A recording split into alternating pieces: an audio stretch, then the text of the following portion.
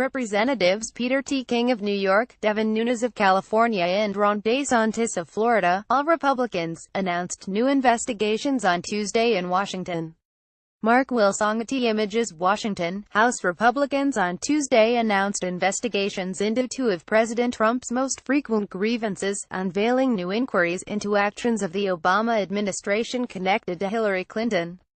In the first of two back-to-back announcements, the top Republicans on the House Judiciary and Oversight Committees said they would formally examine the Obama Justice Department's investigation of Mrs. Clinton's emails.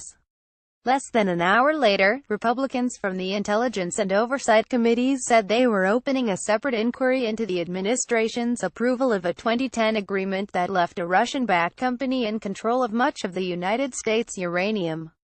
Representative Devin Nunes, Republican of California and the chairman of the Intelligence Committee, said he had not discussed his investigation with the White House. But the uranium deal and the Justice Department's handling of the Clinton case have been regular targets of Mr. Trump's, first on the 2016 presidential campaign trail and now in Washington. Last week, the president wrote on Twitter that the uranium deal was done with Clinton help and Obama administration knowledge and was the biggest story that fake media doesn't want to follow. Mr. Trump has also raised questions about the conduct of James B. Comey, the FBI director he fired in May, particularly the fact that Mr. Comey began drafting a statement exonerating Mrs. Clinton several months before the investigation closed. Wow. FBI confirms report that James Comey drafted letter exonerating crooked Hillary Clinton long before investigation was complete. Many, Donald J. Trump at Real Donald Trump October 18, 2017, people not interviewed, including Clinton herself. Comey stated under oath that he didn't do this, obviously a fix, whereas Justice Department, Donald J. Trump at Real Donald Trump October 18, 2017 Democrats immediately dismissed the inquiries as nakedly partisan attempts to distract attention from four continuing investigations by the Senate and House Intelligence Committees, the Senate Judiciary Committee and Robert S. Mueller III, a special counsel, into Russia's interference in last year's presidential election and whether the Trump campaign conspired with Russian officials in any way. Representatives Elijah E. Cummings and John Conyers, Jr., the top Democrats on the Oversight and Judiciary Committees, said in a joint statement that the investigations amounted to a massive diversion to distract from the lack of Republican oversight of the Trump administration and the national security threat that Russia poses. The Senate Judiciary Committee is already examining the Justice Department's handling of the Clinton email case as a part of its broader investigation. In recent weeks, the committee has also raised questions about the uranium deal with the Justice Department and other federal agencies. Representatives Robert W. Goodlatte and Trey Gowdy, the chairman of the Judiciary and Oversight Committees, said on Tuesday that their inquiry would center on decisions by Mr. Comey to break agency custom and publicly announce the close of the Clinton investigation and to alert Congress of the investigation's status on multiple occasions.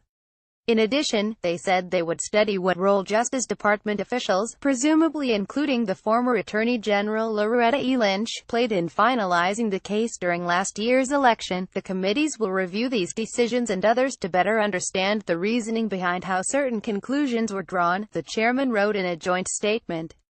Mr. Nunes said his investigation would focus on how the Obama administration handled the uranium agreement in 2010, when Russia's nuclear energy agency, Rosatom, was allowed to acquire Uranium One, a company that owned access to significant uranium holdings in the United States. Republicans have long tried to tie Mrs. Clinton to the deal. It required the approval of the Committee on Foreign Investment in the United States, on which Mrs. Clinton's State Department had a voting seat.